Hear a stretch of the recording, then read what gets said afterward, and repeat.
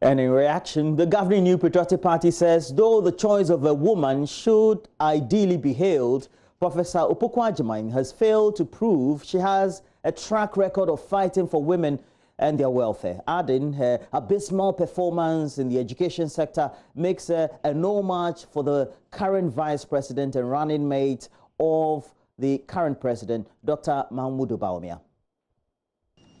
In an ideal world, one of the strongest things going for the selection of the good professor would have been that she is a woman, and this would be met with a lot of enthusiasm.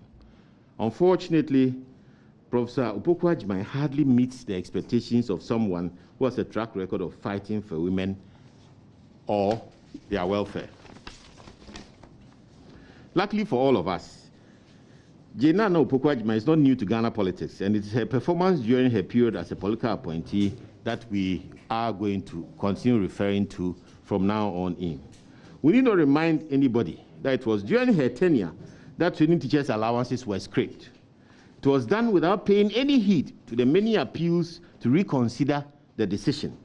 Indeed, it was one of the things she was proud to have done, scraping teacher allowances. Solidly on her front desk, the cold-hearted manner in which teachers were treated cannot easily be forgotten, either by the teachers themselves or the nation. Let it not again be forgotten that Professor Nana Opoku-Agyemang had been a teacher herself before she came to the position of Minister of Education. And yet, it was during her period that classroom teachers were denied common chalk to be able to write on blackboards. And we all remember the infamous saying, "We won't give you chalk today or tomorrow," voiced by then Second Lady Matilda Misata, and Nana Opoku-Agyemang was in the saddle. Perhaps the worst thing that can be associated with her name was the Muntie 3 saga. When the Muntie trio threatened death upon some Supreme Court justices, including the then Chief Justice, Theodora Georgina Wood, the then Education Minister, now newly appointed running mate, and I told her she's going to receive the fire. Now, newly appointed running mate to candidate Mahama was one of those who joined the campaign for the release of the Muntie 3.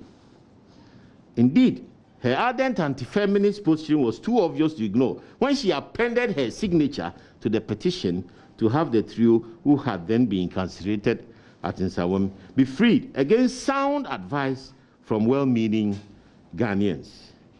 How can a woman who hates her fellow women to this extent that she actually advocated the release of the jail trio so that they could continue to rape and kill her fellow women, how can she be given such a responsibility now to take care of everybody in the country, including her fellow women?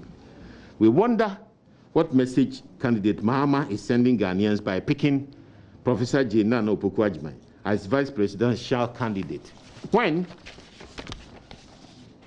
her stewardship in the past brought such heartache to teachers and trauma to her colleague women.